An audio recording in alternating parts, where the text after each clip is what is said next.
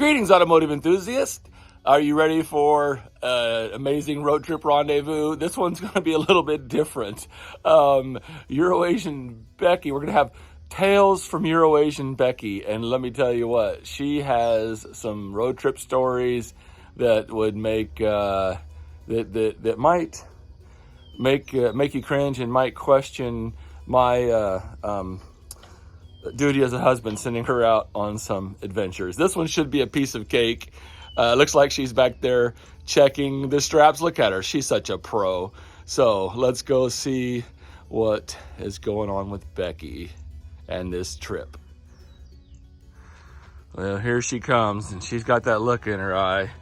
I don't know. Oh boy. Oh, here we go. Well, Euroasian Bob. What's going on? You tell me. Do it. It wasn't me. You tell me what's going on today. You tell me what's going on today. What's the Boxster? I see you're on an adventure, and I see that you have horses out here that are lazy. Danny boy is sleeping. Hey, Danny.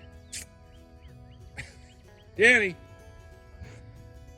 He doesn't have a care in the world. He has a damp pasture. He doesn't have a care in the world. He has a damp pasture. It's nice and green. So what are you doing today here? Looks like you're taking apparently a road trip. Apparently it's my turn to road trip. Every once in a while, you can't go, I guess. And yes. You and I get enlisted. are the backup driver. Euroasian tow truck driver. Yes.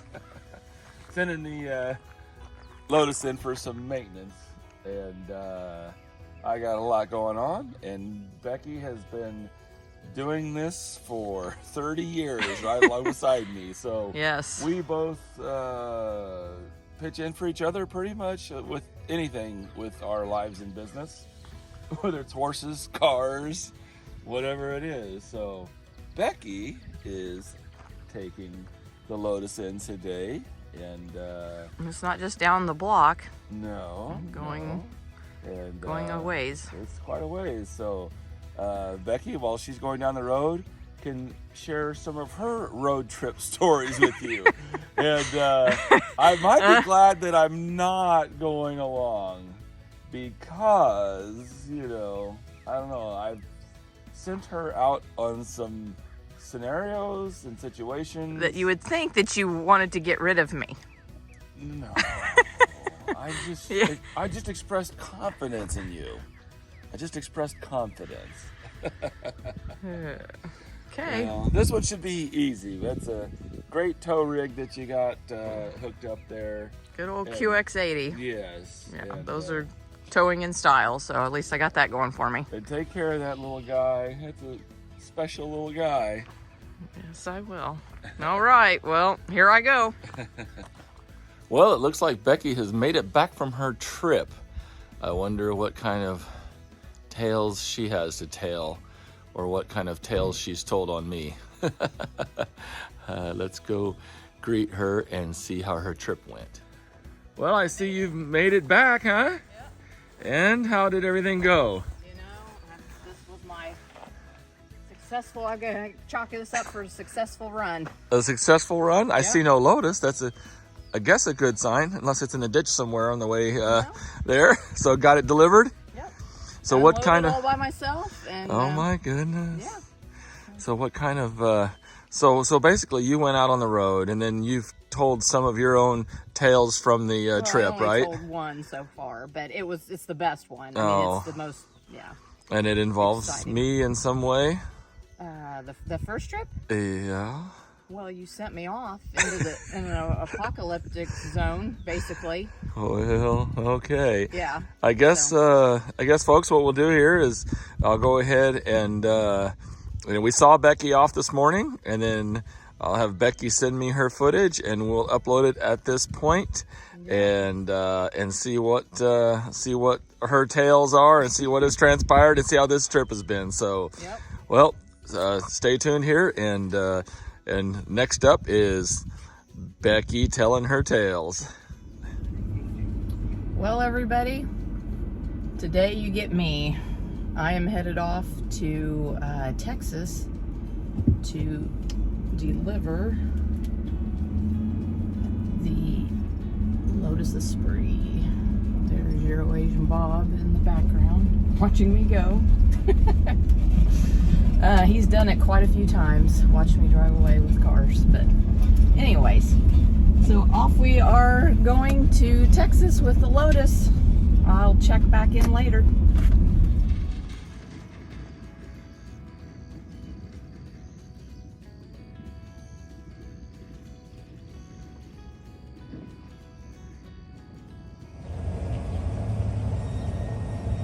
Stopping for a fill up, and I will check all the straps and make sure everything's still where it's supposed to be, but it's going just really great so far, so about halfway there. So just tootling down the road here in the QX80. Everything's going great. It's a nice overcast day, which makes for great traveling weather. A few sprinkles here and there, but yeah, just going great here, headed down to Texas. I've been doing this off and on for the 30 years we've been in business, and to say the least, I've had a few quite interesting experiences doing it. One of the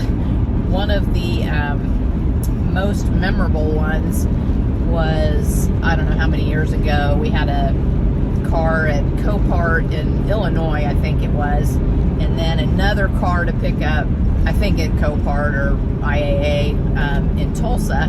So it was just got a big 2-car trailer and was just gonna make a big loop and get both of them, and kind of a far trip, so my mom went along.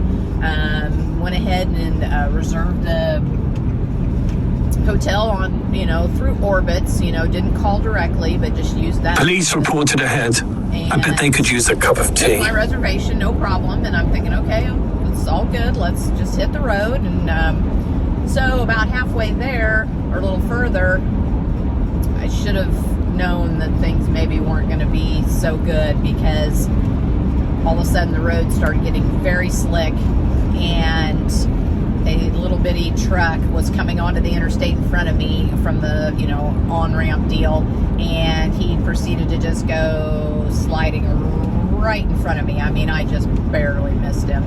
And I was like, wow, I didn't really realize we were going to be running into icy weather. And anyways, the further along we got and the closer we got to our destination, everything, it was just blackout. There was absolutely no lights anywhere. No farm lights, no, highway lights, no nothing anywhere. It was just creepy. And yeah, just all black. And then the roads proceeded to get extremely slick and were just ice. And as we pull into town, the closest place to the Copart there, to go to our hotel, yeah, we pull into town, and yeah, everything's black, shut down. The whole town is covered in ice. And my hotel is, it's there, but it's not open to take people because they have no electricity. So they took my reservation, but through Orbitz. So yeah, pull into that, barely get in there to that hotel, and get myself stuck in there. I'm in a 2-wheel drive dually with a big 2-car trailer. So 2-wheel drive. So I have, I'm on a wing and a prayer. And anyways, get myself stuck there in the hotel parking lot. And I don't remember what I did exactly, but I took mats or sticks or something and somehow got myself unstuck. And yeah, so nobody there, no place to stay. So the only thing we knew to do was we just pulled in over at the Walmart parking lot, because you can always pull in trucks and stuff there. Proceeded to go inside, and it literally looked like the apocalypse had already come and gone. There was nothing, no food on the shelves. Yeah, just nothing. We had no luck finding any hotel to get a room there in the area. Bob called and called, and the closest place was an hour away, so there was absolutely no reason to get ourselves back out on the icy roads to drive an hour away. That would take forever to get there just because of the conditions. So we went to Walmart and bought a couple of sleeping bags and slept in the truck. I don't remember how long, not very long. And then it's morning, and luckily the McDonald's right there by the Walmart, they had power at that point, and so we were able to charge our phones and get something to eat. Proceed on to our first pickup, which sounds covered nice. And so the only road into the Copart has this overpass road that you have to take to get to it. No other way. And as I proceeded to get closer to it, a guy, I think he was in a truck maybe, was trying to go up it. He got about halfway up it and slid back down. And I'm like, okay, well, this is our only way there. Let's give it a shot. And so, anyways, crept up there. I mean, I think my mom and I held our breath for most of that trip. I mean, it was just like white knuckles, in a complete ab crunch the whole time. We made it up it and over and got there, and luckily they load the vehicles for you. I mean, they put them on the trailer, and then you have to strap it down. So get that done. I'm like, okay, well, we've gotten over our first hurdle, and yeah, so proceeded to try to head towards Tulsa. I think was where we were going for the next stop, and the roads were still complete ice, and we were literally just creeping along. Like I said, just completely in an ab crunch, white knuckled. It took, I don't know how long it took to just go like 10 miles. It just took, I don't know, an hour or something. And I mean, there was just a couple of times where I, barely kept it on the road. Yeah. So, but now I'm needing fuel at this point. And so the next possible option, it's maybe into town there and get myself stuck. Fine, I do get myself stuck, and I can't get myself out at this point. Luckily, there was a guy in a truck. I don't know how I got him, but he hooked up and got me going, pulled me out, and got me going again. But I don't think I could get fuel there. I can't remember what the reason was, but anyway, so I'm back out again in search of fuel and trying not to get stuck, and finally made it, I think, down the road to another place. I was probably on fumes at that point, I don't know, and got some fuel, and anyways, headed, then was able to slowly creep our way out of the ice storm and away from that, and on to Tulsa to get the second car. Yeah, that next day, I didn't ask my mom, but I don't remember, but my abs were sore.